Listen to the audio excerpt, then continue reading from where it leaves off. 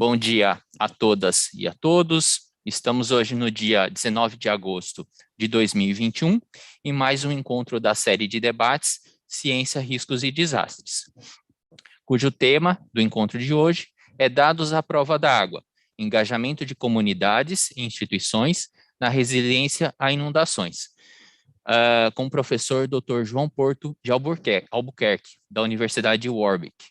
Para dar boas-vindas ao evento, eu convido o diretor do CEMADEM, professor Dr. Oswaldo Luiz Leal de Moraes. Oswaldo? Bom dia. Obrigado, Vitor, pela possibilidade de dar um abraço virtual no João. O João tem sido não apenas um parceiro, mas tem sido, na verdade, um colega do CEMADEM, porque muitas das atividades que nós estamos fazendo hoje, estamos fazendo com o João, e atividade sem o João nós não faríamos. Então, na verdade, é uma possibilidade que nós temos sempre de estabelecermos relações com instituições de ponta do cenário mundial, com pesquisadores que são lideranças e são reconhecidas, e comunidade de pesquisas que o CEMADEM é indispensável que esses laços sejam estabelecidos. A questão de dados e compartilhamento de dados e dados coletados de uma maneira colaborativa é essencial para a ciência de desastres. Dados é a principal ferramenta que a ciência usa para transformar coisas que nós acreditamos em coisas que são realidade. Não existe ciências sem dados. A gente pode fazer diferentes atividades sem usar informações objetivas, mas a ciência requer informações objetivas, e informações objetivas a gente tem através de dados. Então, mais uma vez, eu gostaria de parabenizar os organizadores da série de debates por terem convidado o João, e também agradecer a disponibilidade do João de nos apresentar os resultados preliminares desse projeto, que ele é o coordenador e do qual pesquisadores do CEMADEM estão engajados. João, mais uma vez, é uma alegria tê-lo conosco, e espero brevemente que a gente possa, na verdade, se encontrar realmente e trocar um afetuoso abraço.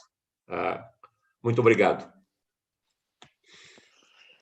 Muito obrigado, Oswaldo. Eu que agradeço. Muito obrigado. É, de fato, para mim, um enorme prazer estar aqui falando hoje, né? Obrigado, Oswaldo, pelas palavras.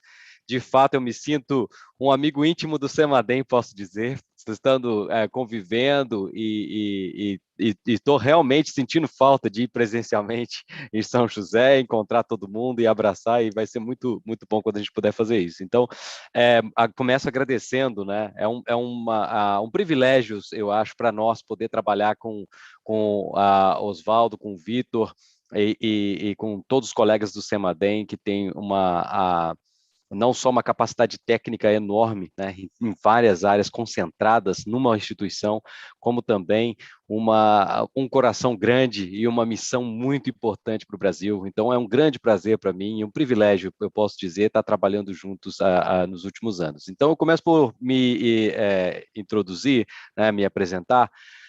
Bom dia a todos e a todas.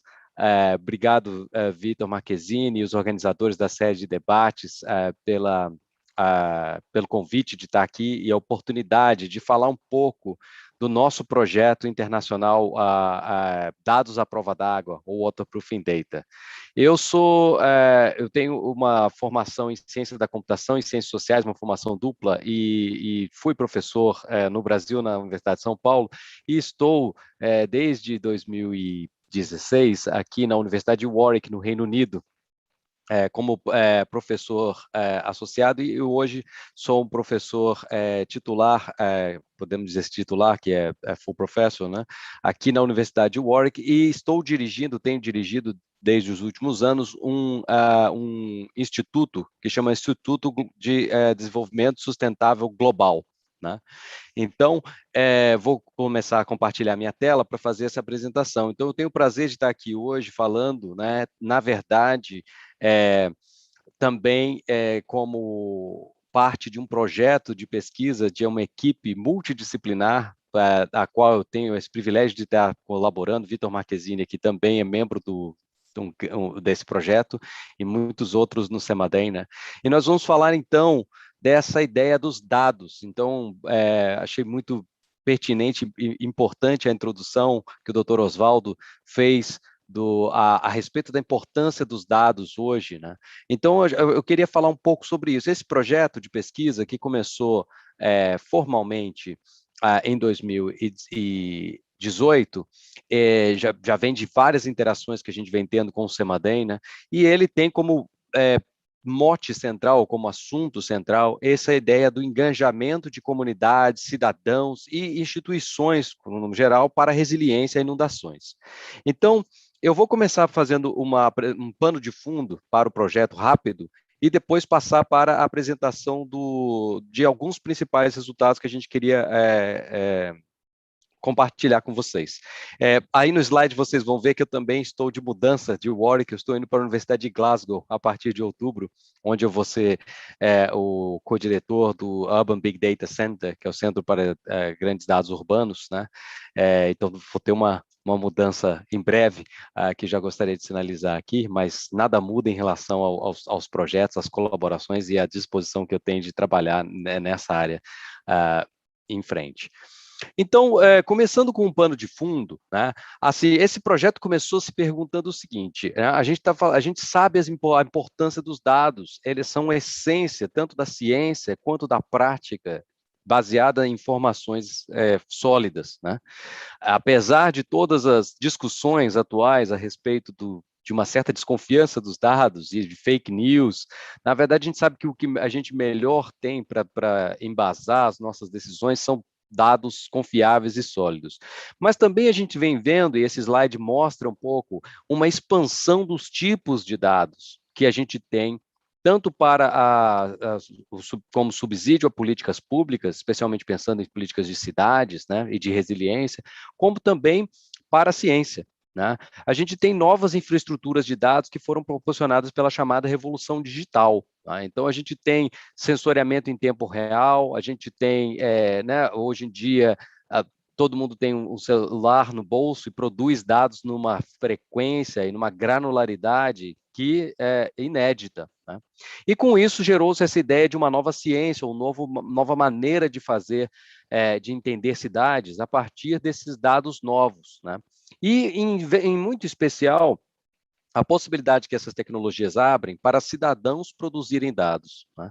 Porque, tradicionalmente, os dados são produzidos por instituições, vamos dizer, dados socioeconômicos produzidos pelo IBGE, dados meteorológicos produzidos, por exemplo, também pelos sensores do CEMADEM e outros, né? Mas a gente está vendo o quê? Que há uma ampliação com essas tecnologias das fontes produtoras de dados. Mas também com isso desafios enormes em relação a como processar esses dados e fazer sentido desses chamados grandes dados, ou Big Data. Né? E nisso entram algoritmos, né, automatizados, e alguns colegas meus têm proposto esse nome numa nova ciência de dados ou uma nova analítica urbana, né, Urban Analytics, e isso é o pano de fundo um pouco do projeto que a gente tinha. Mas uma coisa muito importante que a gente considerou desde o início nesse projeto é que olhar para essa figura, né, talvez vocês conheçam essa figura, se tornou emblemática, né, em São Paulo, né, dividindo Morumbi e Paraisópolis, um contraste extremamente acentuado, lembrando a gente das desigualdades urbanas, né? Que especialmente quando a gente considera o contexto brasileiro, são extremamente importantes. Mas o que a gente vê é que essas desigualdades urbanas se refletem em desigualdades de dados. Significa que tem muitos dados, por um lado, né, o Big Data, mas esses dados muitas vezes estão concentrados, e significa que para muitas áreas a gente tem, na verdade, uma falta de dados.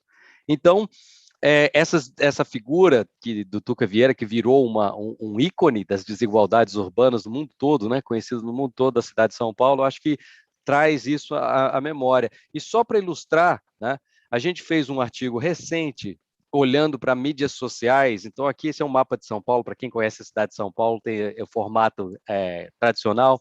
E as cores aqui em azul, né, no mapa à esquerda, é a concentração de renda. Tá? E a bolinha vermelha é um indicador de qualidade de dados. Eu não vou entrar em detalhe qual.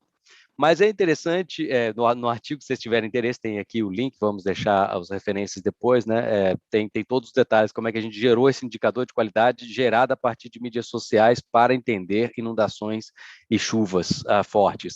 Mas vejam que há uma coincidência incrível entre a qualidade de dados e a concentração de renda. Significa que São Paulo, com esse padrão radial, né, que a gente conhece bem, o centro sendo a riqueza concentrada no centro, né, e você tendo as periferias, né, com áreas deprivadas, então você vê que as bolas vermelhas seguem o mesmo padrão, ou seja, a qualidade de dados segue o padrão das desigualdades urbanas. E aqui, só um contraste no mapa à direita, se você olhar a distribuição da população, não é assim, não tem essa distribuição radial tão clara. Então, veja, existem evidências claras para a gente que isso é um problema. O problema da concentração de dados segue a concentração de renda, que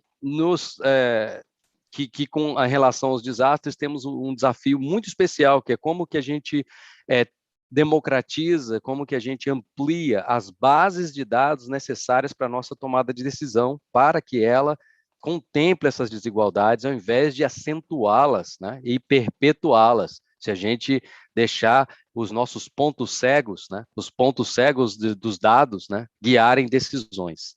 Então, essa é um pouco da motivação, só queria trazer como motivação um símbolo, né, aqui para o projeto.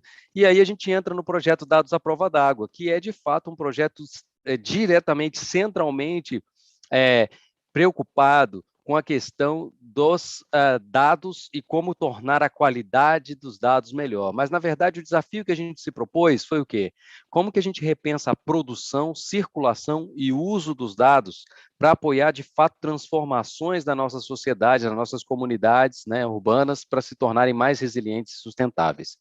E esse é um projeto, então, que eu tenho o prazer de estar colaborando com uma grande equipe, né, internacional de pesquisa, incluindo o CEMADEM como um parceiro fortíssimo, né, com vários pesquisadores na equipe, desde outubro de 2018, formalmente, né, e olhando para duas áreas de pesquisa, áreas de estudo, né, uma na cidade de São Paulo e outra na cidade de Rio Branco, no Acre. Então, duas realidades também bastante contrastantes no Brasil em termos de desigualdades regionais, além das desigualdades intra-urbanas que eu já acabei de falar, né? Esse projeto é um projeto financiado pelo Belmont Forum, que é um consórcio de financiadores internacionais na área de sustentabilidade, né?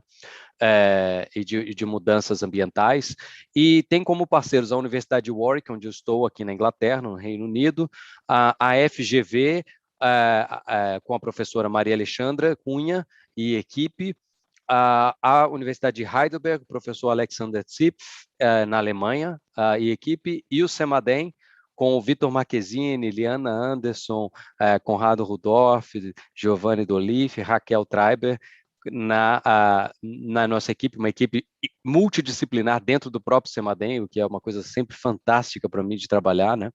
E, além disso, com a cooperação técnica, então, das cidades de São Paulo e principalmente da Secretaria de Estado do Meio Ambiente no Acre.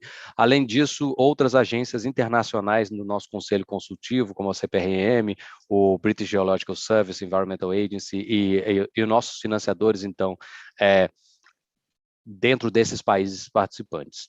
Então, esse projeto basicamente se colocou desde então, né, desde que a gente começou a trabalhar, algumas perguntas principais em relação a essa questão da produção, circulação e uso de dados, né? A gente tinha como objetivo trabalhar disso de uma perspectiva metodológica. Então, a figura à direita, que vocês podem ver, mostra um pouco das diferentes escalas que a gente queria trabalhar no projeto e os diferentes pontos. Como vocês podem ver, desde a comunidade lá embaixo até os centros de expertise lá em cima, e passando pelos governos locais e municipais. E a ideia do projeto é olhar dados de uma perspectiva ampliada, né? que considere os dados tradicionais, quantitativos, mas também que considere as narrativas que a gente chama de baixo, né, ou bottom-up, como as narrativas dos cidadãos, e como elas podem ser integradas com perspectivas de cima, ou perspectivas top-down em relação aos dados, né? E nisso a gente se colocou 3 objetivos principais. O primeiro é tornar visível como essas diferentes partes interessadas, diferentes atores, né, interagem com dados. E a gente vai falar um pouco rapidamente sobre isso nos diários de dados.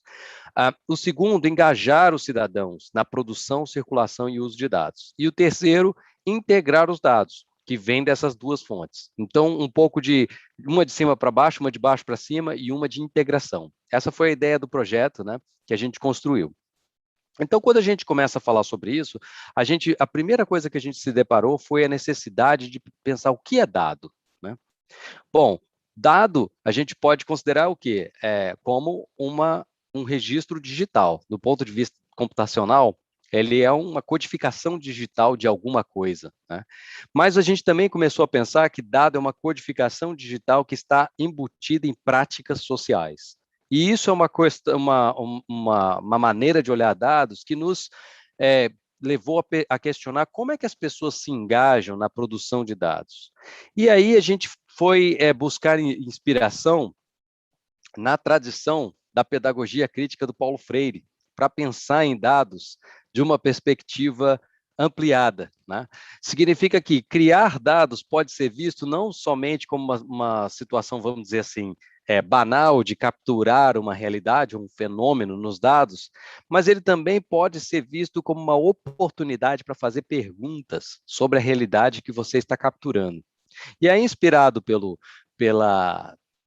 método do Paulo Freire, né, a gente começou a pensar que a ideia de fazer ciência cidadã, né, ela pode ser inspirada por essa ideia da pedagogia da pergunta, de ser levado a perguntar o porquê dos dados, né?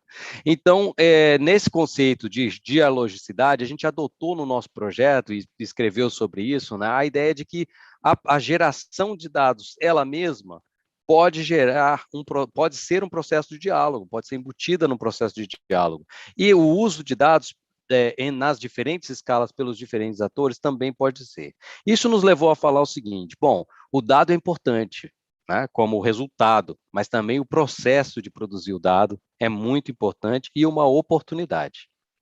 Então, como é que a gente desdobrou essa perspectiva? Bom, o projeto é um projeto complexo, né? Um projeto internacional, como a gente falou, multidisciplinar, e quando eu estava selecionando os materiais para mostrar aqui, eu fiquei tentado a mostrar todo o projeto e a gente ia levar talvez um tempo maior do que a gente tem disponível. Então, eu decidi fazer a seguinte abordagem. Inspirado nessa, vamos dizer, nessa ideia do que são dados e da produção e circulação de dados, a gente gerou alguns resultados principais que eu vou listar e depois eu vou focar em alguns e dar alguns exemplos, né? E vou, ao final, então, tirar algumas lições aprendidas e próximos passos. Então, essa vai ser a minha abordagem aqui da apresentação de hoje, né?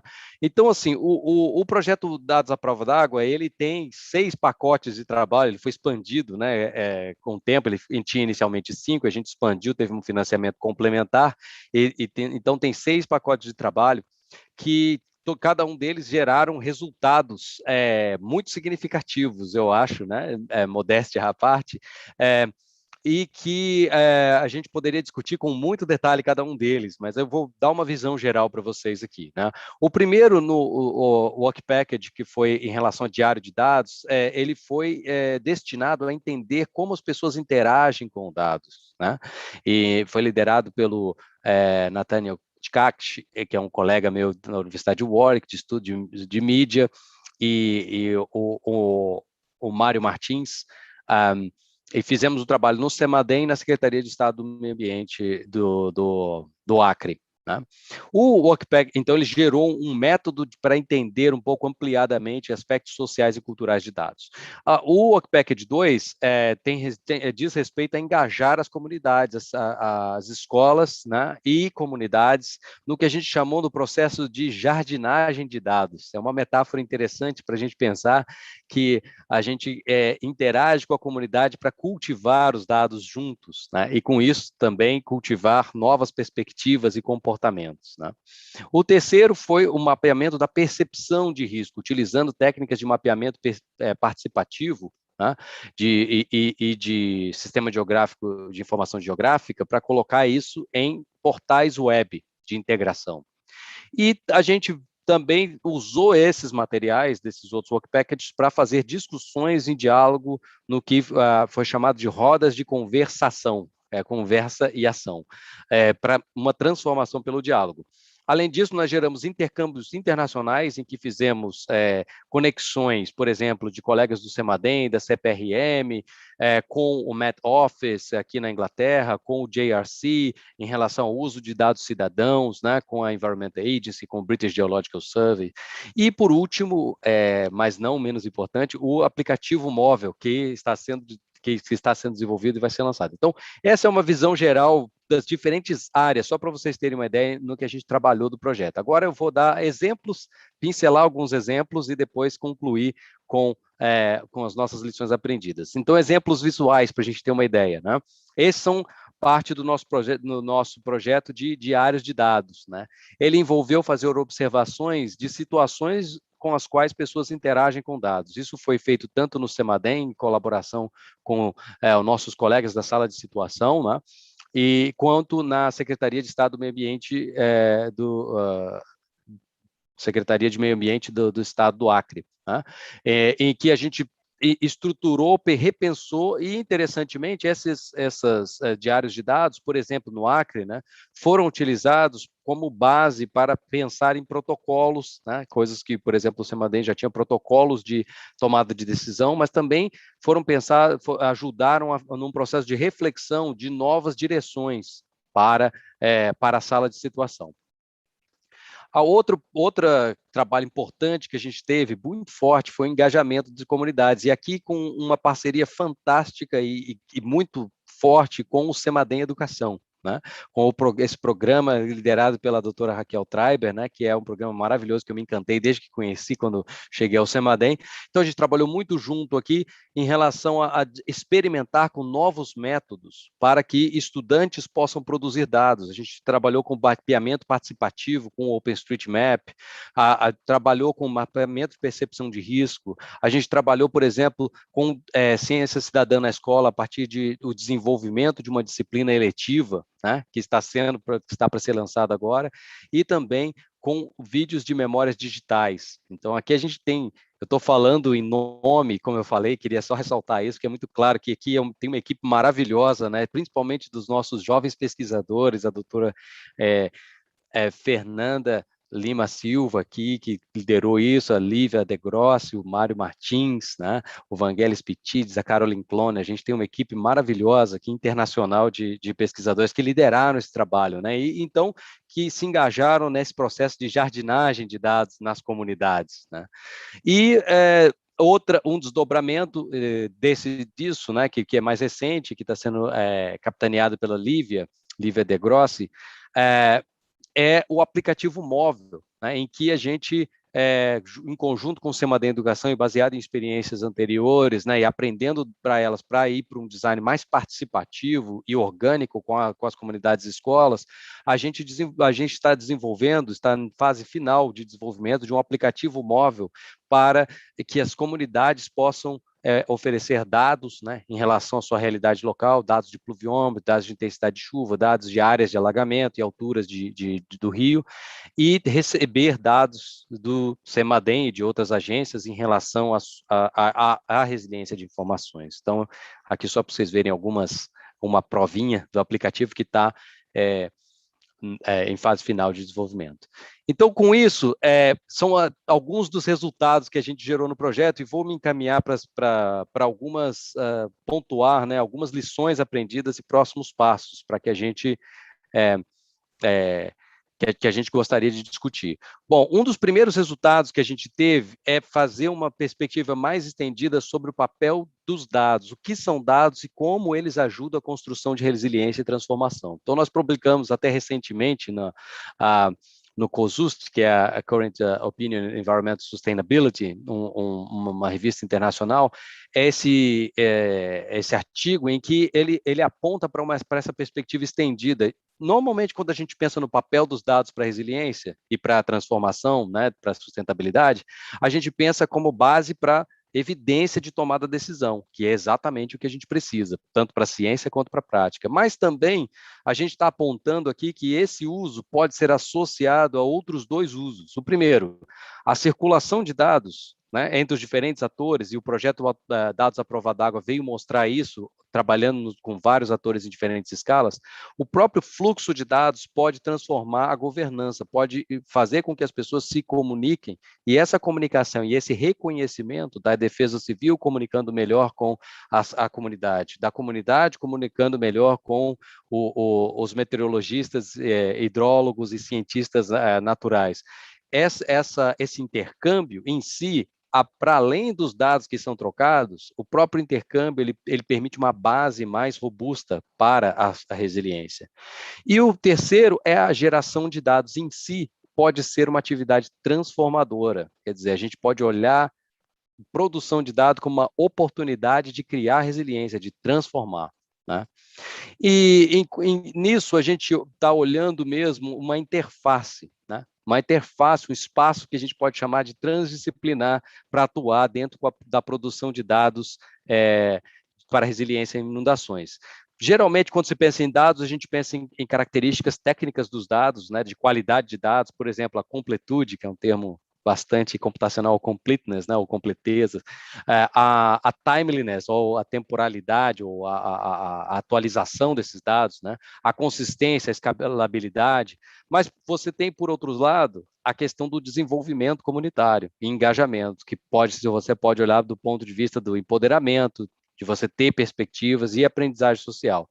E o que a gente está colocando como desafio a gente pode pensar dados fazendo esses dois papéis, de ter alta qualidade para tomada de decisão, mas, ao mesmo tempo, servir um uso de empoderamento, de inclusão e de circulação. Então, isso é o que a gente está provocativamente chamando dos dados geradores, né? Se inspirando novamente no Paulo Freire para falar, que o Paulo Freire falava bastante das palavras geradores, dos temas geradores. Talvez a gente possa juntos tentar obter dados que transformem, porque são dados geradores. Então, com isso, eu finalizo com o último slide aqui de conclusão, né? Próximos passos e caminho a seguir. O que a gente viu com esse projeto? A gente viu que, de fato, dados podem ser vistos embutidos dentro de práticas sociais por diferentes atores. Isso nos levou a essa parceria muito forte, especial com o SEMADEM Educação. Agora a gente está na campanha junto, Aprender para Prevenir, né, desse ano com as escolas, e vai ter, em breve, estamos totalmente excitados e empolgados para o lançamento da disciplina eletiva, que é um modelo de disciplina eletiva para escolas, para produção cidadã de dados, para resiliência e inundação, e aplicativo móvel, para tanto escolas como defesas civis. Isso vai ser lançado agora em outubro, tá? Estamos com contagem regressiva agora. E, além disso, estamos fazendo um desenvolvimento de plataforma para integração dos dados, né, que vai pegar esses dados produzidos pelos cidadãos, associar aos dados, por exemplo, dos mapas colaborativos, associar aos dados mais tradicionais dos sensores, né, e processá-los para gerar para o apoio à tomada de decisão. Então, essa é outra parte que nós estamos caminhando, né, e que gostaríamos de ampliar esse processamento, utilizando técnicas de aprendizagem de máquina e outras abordagens computacionais mais avançadas, né, de inteligência artificial, para apoiar esse processo também. E termino, de fato, com assim, um grande agradecimento, né, ao Dr. Oswaldo, ao Vitor Marquezini, ao SEMADEM, de ter o privilégio de estar trabalhando, né, tão intensamente aqui, e um convite para engajamento, para que colaboremos. O nosso projeto ainda vai formalmente até junho de 2022, né? Ele foi estendido também por conta da pandemia e da reação e alguns atrasos, principalmente como trabalhamos em escolas, né, e todas as consequências que tivemos, né, mas estamos aí para essa nova fase do projeto, com esse lançamento, em conjunto com o SEMAD Educação, né? E fica o nosso convite, né? Para se engajar e para a gente interagir e dialogar sobre o uso de dados, produção, circulação para a construção da resiliência. Então, muito obrigado pela atenção, obrigado novamente pelo convite, né? Aqui é a equipe no nome da qual eu estou falando aqui, né, que só parte da equipe, e a qual eu também agradeço aqui de ter tido a honra de ser o coordenador principal desse projeto, com uma equipe tão especial e produtiva. Então, acho que encerro por aqui. Muito obrigado a todos. Vitor, de volta para você. Muito obrigado, João.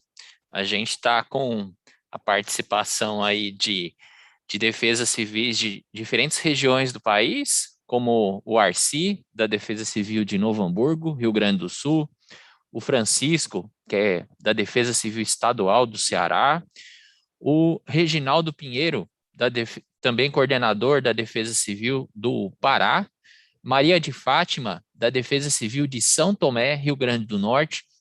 Temos também participação de universidades, temos também aqui pessoal do SEMADEM participando também ativamente, pesquisadoras do Projeto Elos também, e as perguntas começaram a chegar.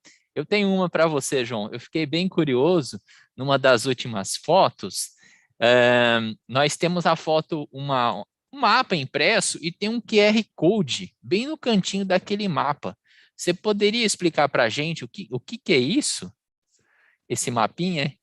Com certeza, obrigado, Vitor. E é um privilégio, obrigado a todos aí do pessoal da Defesa Civil de vários estados, né? Estamos muito empolgados para trabalhar com vocês e contamos com vocês para usar o nosso aplicativo para ter dados para vocês, para produzir dados da cidade de vocês para vocês. Estamos aqui disponíveis para fazer isso juntos, né? Mas, assim, aquele mapa, vamos projetar ele de novo, só para a gente falar um pouco dele, que isso é uma pergunta muito boa. Obrigado, Vitor. Uma das técnicas que a gente usa de mapeamento, e você, assim, retornando, né, o Vitor lembrou desse mapa aqui, que tem um QR Code aqui do lado, né, que tem essa característica.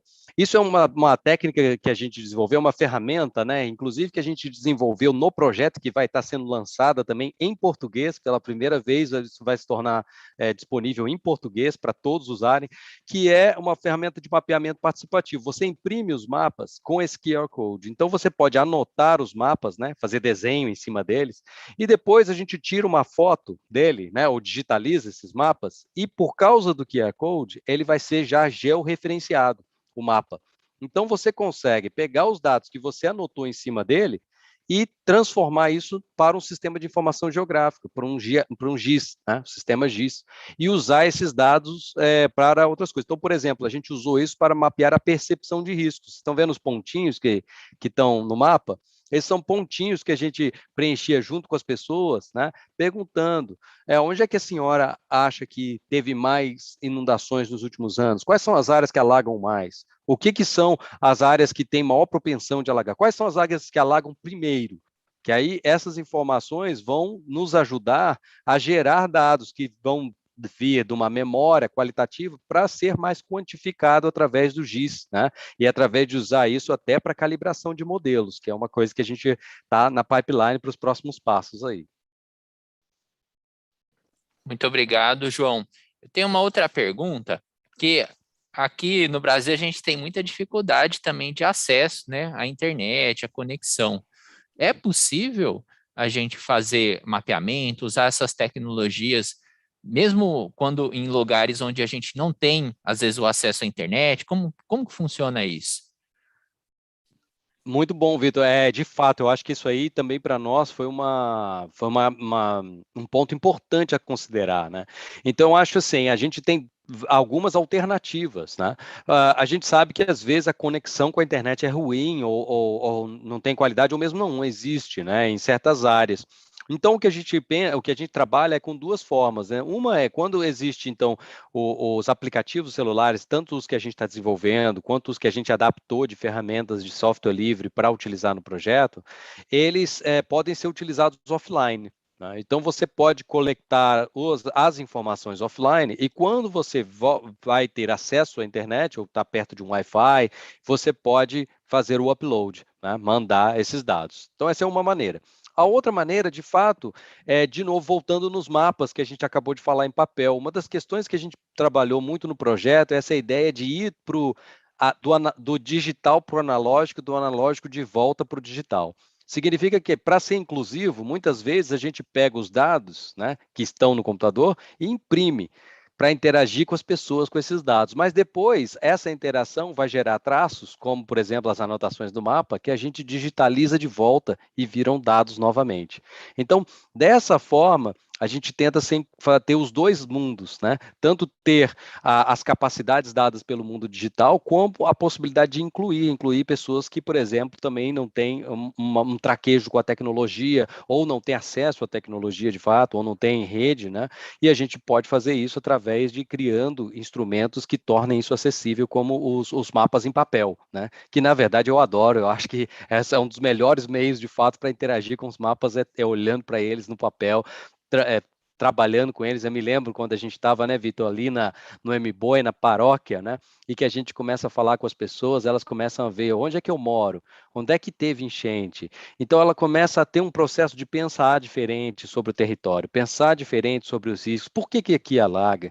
Por né, que essa é uma área de risco, né, ou considerada uma área de risco? Como é que foi assim?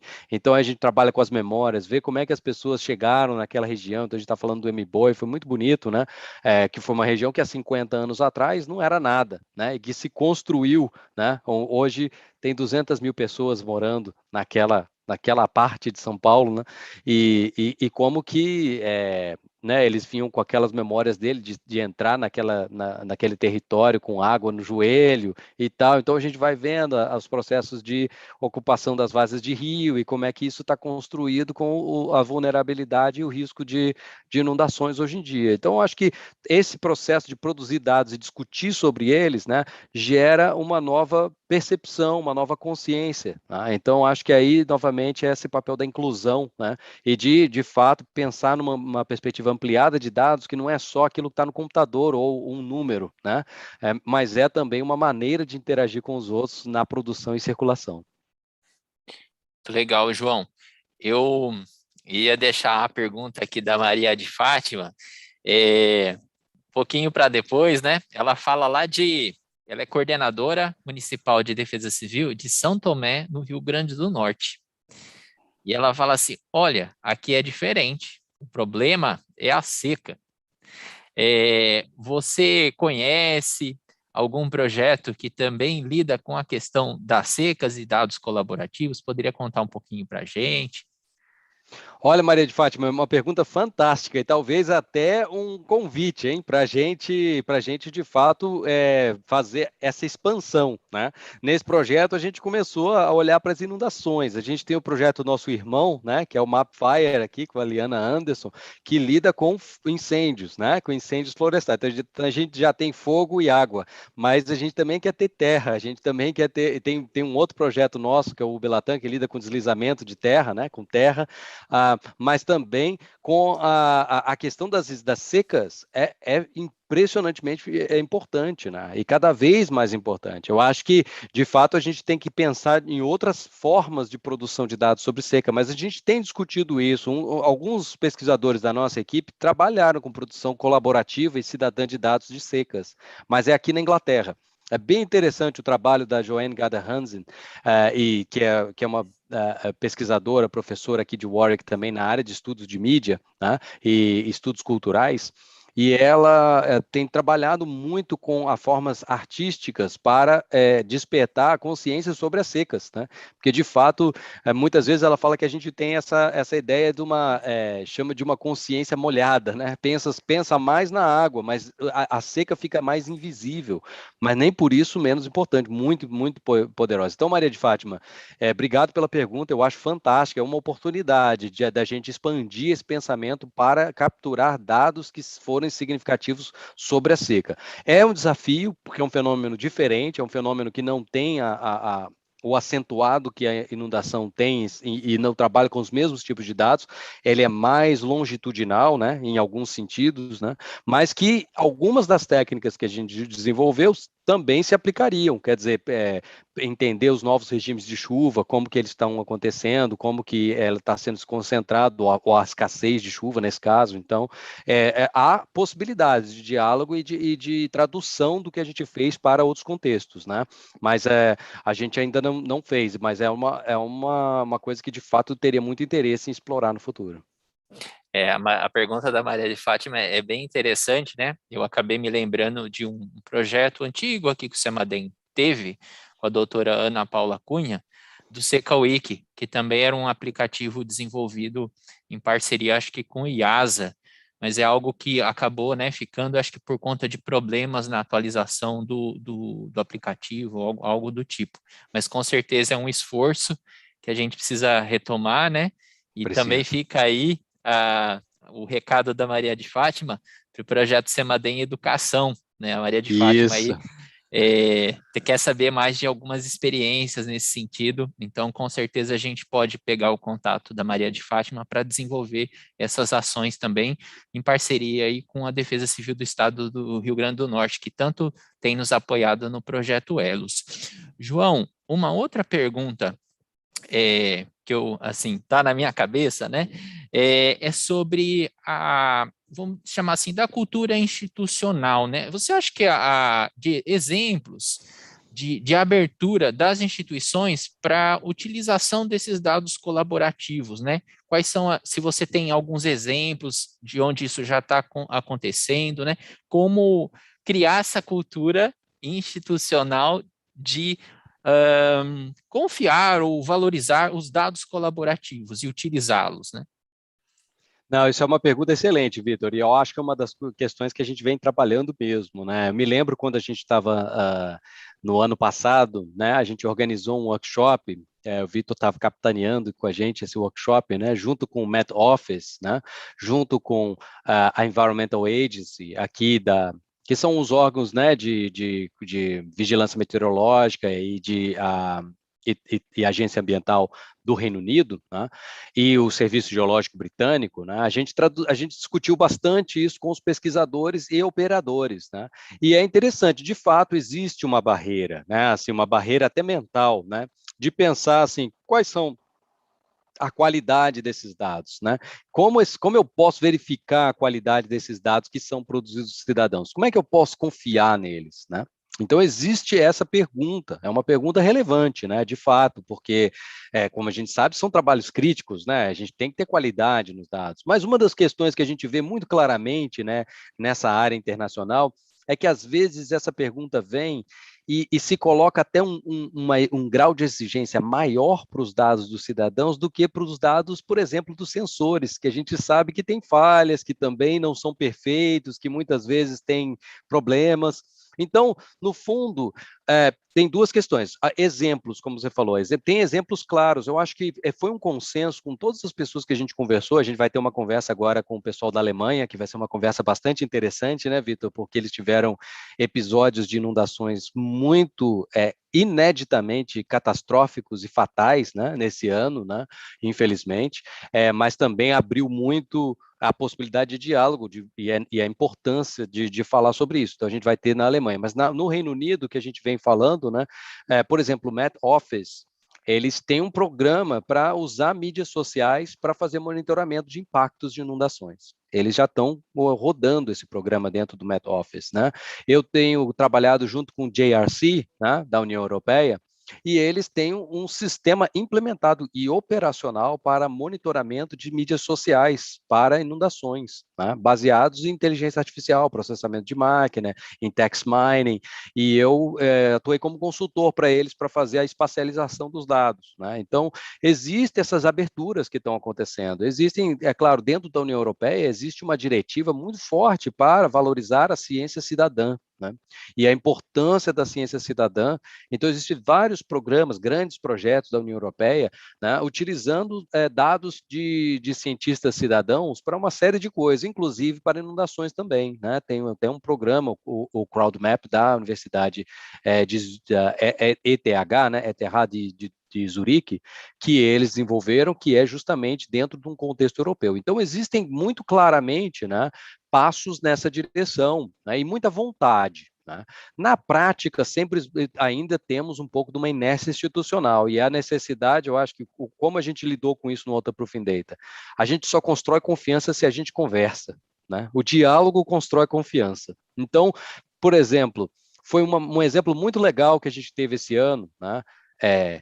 Legal foi o exemplo, o acontecimento foi muito trágico, que foi a enchente no Acre, né, que a gente teve esse ano, vocês se lembram, né, foi novamente uma inundação de vários municípios, né, tivemos 10 municípios extremamente afetados, dentro de um contexto de pandemia, dentro de um contexto de surto de dengue e dentro de um contexto de uma crise migratória com refugiados do Haiti, em sua maioria. Então, foi uma crise institucional muito forte, né. E o que nós fizemos na época foi ter mapeadores no OpenStreetMap, que é uma plataforma de mapeamento livre que a gente utiliza e que está super crescendo no Brasil. A gente já tem pessoas em vários estados, você falou do pessoal do Pará que está aqui presente, né?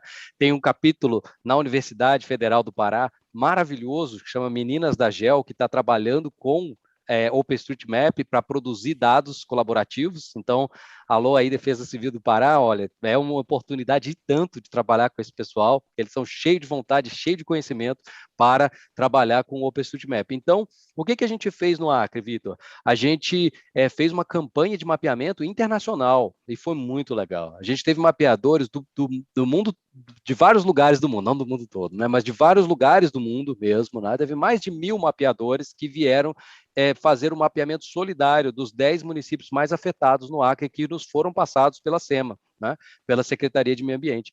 E eles adicionaram uma quantidade de prédios no mapa inédita, e teve detalhes desses municípios no mapa do OpenStreetMap que não existiam antes. E, interessantemente, a SEMA tinha o OpenStreetMap como pano de fundo do dashboard, da ferramenta de monitoramento que eles desenvolveram.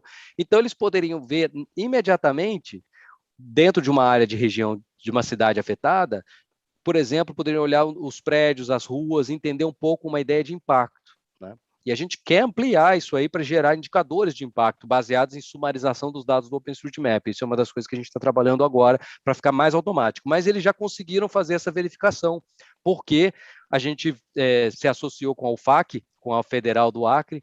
Temos os nossos assistentes de pesquisa maravilhosos lá, que fizeram um trabalho de mapeamento muito cuidadoso, né, e que completaram esses 10 municípios num prazo de uma semana, né, de mapeamento, e esses dados ficaram disponíveis para a Defesa Civil, para a Secretaria, para olhar e utilizar na hora de fazer as decisões, né? Decisões de alocação de recurso, de evacuação, né, de tirar as pessoas e tal. Então, esse é outro exemplo que eu acho que já foi um uso, né, aqui dentro do Brasil, acho que talvez o primeiro, né, o uso de dados colaborativos direto na resposta ao desastre, né? Então foi um exemplo que foi muito gratificante, porque o nosso projeto teve um papel aí em conectar os atores. Então é dentro do espírito do Outer Proofing Data de conectar os atores, né, a Universidade Federal do Acre, junto com o Grupo OpenStreetMap Brasil, de mapeadores do Brasil inteiro, provavelmente do Pará, provavelmente do Paraná, tem um grupo fortíssimo no Paraná também, né? Agora temos os mapeadores do Acre, né, que foi constituído como um grupo de mapeamento. Nós estamos trabalhando com mapeamento no Rio de Janeiro, na Universidade Federal do Rio de Janeiro, trabalhando dentro do projeto Urbilatã, em Niterói, que se constituiu um grupo. E olha que interessante, Vitor, eles estão dando curso de mapeamento, pessoal do Urbilatã, os mapeadores populares, para 6 outras favelas do Rio, que se interessaram porque eles os mapeadores comunitários começaram a mapear o Morro do Preventório e 6 outras favelas falaram assim, opa, peraí, esse negócio de ter mapa da comunidade é uma coisa que nos interessa. Então, eles vieram e semana que vem vai começar o curso, que eu não tenho nada com isso, a gente só fez o treinamento do pessoal de lá, mas eles mesmos vão treinar as outras comunidades, 6 outras comunidades em mapeamento comunitário utilizando o OpenStreetMap. Então, eu acho que a gente tem aqui, né, fechando um pouco na sua pergunta, tem alguns exemplos claros de uso, né, e de vontade e de potencial de uso. O que a gente precisa é conectar melhor, criar mais confiança, criar melhores dados, né, mas nisso ampliar o uso, ampliar essa possibilidade de fato, apoiar a nossa tomada de decisão para resiliência. Muito obrigado, João. E como você falou de resiliência, tem uma pergunta do Renato Lacerda, do Semadem, para você justamente, né, detalhar o que você compreende por resiliência. Ele diz, parece que você associa a resiliência à transformação. É isso mesmo, João? Boa, Renato, gostei dessa pergunta, porque isso é uma coisa que a gente tem discutido bastante mesmo. Resiliência urbana, né, é um termo que, de fato, tem uma história interessante, né? A resiliência, ela surgiu da área de engenharia, né? E na engenharia, resiliência é resistência, quase igual uma resistência de um material, né? Depois ela foi usada na ecologia. Na ecologia, era assim, você teve uma perturbação, aquilo volta para o estado inicial. Mas quando ela veio para a área de desastres, né, a gente começa a ver que se teve um desastre, né, é porque tinha vulnerabilidades estruturais. Então não faz sentido voltar para o estado inicial, né? A gente tem que voltar, a gente tem que fazer o bounce forward, tem que ir para um estado melhor, né? Então resiliência começou a mudar o jeito com que a gente entende resiliência. Então não é mais retornar ao estado original, porque isso para nós, o estado original já não é bom, é um estado de desigualdade, é um estado de vulnerabilidade, então a gente não vai voltar para ele, a gente vai transformar para uma coisa melhor. Então, de fato, para nós, a resiliência está intrinsecamente ligada à transformação e a um processo de transformação. Significa assim, a resiliência também não é um estado, já sou resiliente, pronto, né?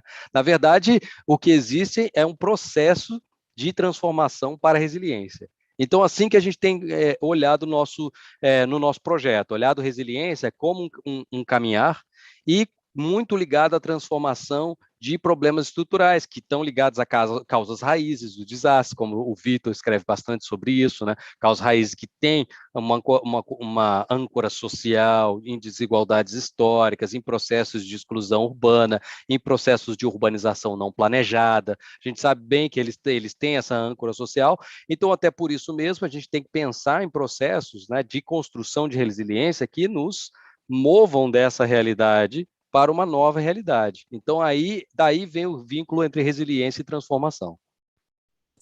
Muito obrigado, João. A gente está chegando aqui ao final. Tem mais uma pergunta da Heloísa Luz, que é especialista em comunicação e pesquisadora do projeto Elos. João, parabéns pelo projeto. Gostaria de saber se nesse projeto interdisciplinar há alguma frente de comunicação. Como o projeto é divulgado nas comunidades? Heloísa, essa é uma pergunta fantástica. Eu tenho pensado muito sobre a comunicação. O papel da comunicação é fundamental. E é uma comunicação bidirecional, né? Então, essa coisa da gente entender a comunidade, a gente trazer o projeto para a comunidade. A gente tem pensado muito isso. Foi interessante, só para te dar um exemplo, né? Quando a gente começou com o projeto, a gente fez uma atividade e a gente foi na paróquia lá em Boimirim fazer a atividade e, a princípio, o pessoal não aparecia, né? Aí a gente não sabia por quê. A gente foi tentar entender o que era o problema de comunicação ali, né? Por quê? O que era o projeto para eles, entendeu? É um projeto que está trabalhando com uma comunidade que está em áreas de vulnerabilidade, né? E muitas vezes, como a gente sabe, está ligado à ocupação que não planejada e muitas vezes não completamente legalizada. Então, veja, existe uma série de ansiedades aí que a gente tem que, na verdade, trabalhar com comunicação, né? Então, a gente investiu bastante tempo nessa ideia da comunicação através do diálogo sustentado, né? Então, a gente teve muita sorte de poder trabalhar tanto no Acre quanto em São Paulo, com parceiros que têm histórico de trabalhar com as comunidades, né? Então, por exemplo, a FGV, ela tem a chamada Estação de Pesquisa Mboi-Mirim, que foi implantada já faz mais de 20 anos pelo Centro de Pesquisa em Administração e Governo, né? Lá do Peter Spink, na FGV, né? E a professora Maria Alexandra Cunha deu continuidade. Então, existia um vínculo de confiança, né? E um vínculo de estar sempre perto da comunidade. Então, foi aí uma forma de comunicação. Mas, de fato, para nós, pensando em dados e comunicação, é ver como esse dado ele pode entrar na comunicação efetiva. Então, por exemplo, nós tivemos sessões depois que a gente tinha feito alguns levantamentos de dados, voltar nas comunidades, fazer a devolutiva nas comunidades e voltar e conversar com eles sobre os dados coletados, sobre a interpretação deles. Por exemplo, a gente teve meteorólogos do CEMADEM com a gente para discutir com a comunidade sobre alguns resultados e, por exemplo, a importância daqueles dados, né? Então, a gente tentou trabalhar em comunicação dessa forma bastante orgânica. Então, isso falando de comunidade, a gente também tem o lance da comunicação com os próprios governos locais e com os cidadãos em geral. A gente está agora na nossa fase, vamos dizer, final do projeto, que a gente está entrando agora, a gente vai também entrar com uma questão de uma comunicação mais artística. A gente tem uma colega nossa, Nereia Calvídio, que vai trabalhar dentro de fazer uma instalação na comunidade, para que os dados venham para a comunidade de outras formas também, né? Que venham através de despertando a sensibilidade, através da arte. Né? Nós temos os vídeos de memória, por exemplo, que nós podemos compartilhar com todos, que ficaram lindos, né? Que são vídeos que pegam as experiências da comunidade e fizeram mini documentários sobre episódios, sobre essas memórias digitais, para que elas fiquem acessíveis e as pessoas possam usá-las como subsídio para pensar. Né? Então, acho que tem uma série de desdobramentos em que a gente pensa em comunicação. A comunicação tem um papel assim super central no projeto, né? Eu acho que ela tem a ver com várias escalas, tem a ver com vários meios de comunicação e tem a ver com vários públicos, né? E ela tem que atuar dentro disso, pensando em como os dados são inseridos, embutidos, né? Nessas várias formas e canais de comunicação. Obrigado, João. A gente está aí com 41 participantes ao vivo até o final. Agradecer especialmente, né, também, né, ao Luiz da Defesa Civil de Rebouças, no Paraná, ao Jorimar da Defesa Civil do Rio Grande do Norte, ao professor Epaminondas Pinheiro, da Universidade Federal do Rio Grande do Norte, através aí do Centro de Pesquisa o GeoRisco, com o professor Luciane e a Leila, que completa 10 anos, né? Esse ano já o risco, então são parceiros nossos também. João, para quem tiver mais interesse, principalmente nessas ações de capacitação do projeto Dados à Prova d'Água, o que nos reserva o futuro? Tem alguma coisa planejada? Conta um pouco para a gente. Tem sim, Vitor. Nós temos muita coisa interessante. Então, convido a todos para acessar o nosso site, né? A ficar ligados no site CEMADEM Educação.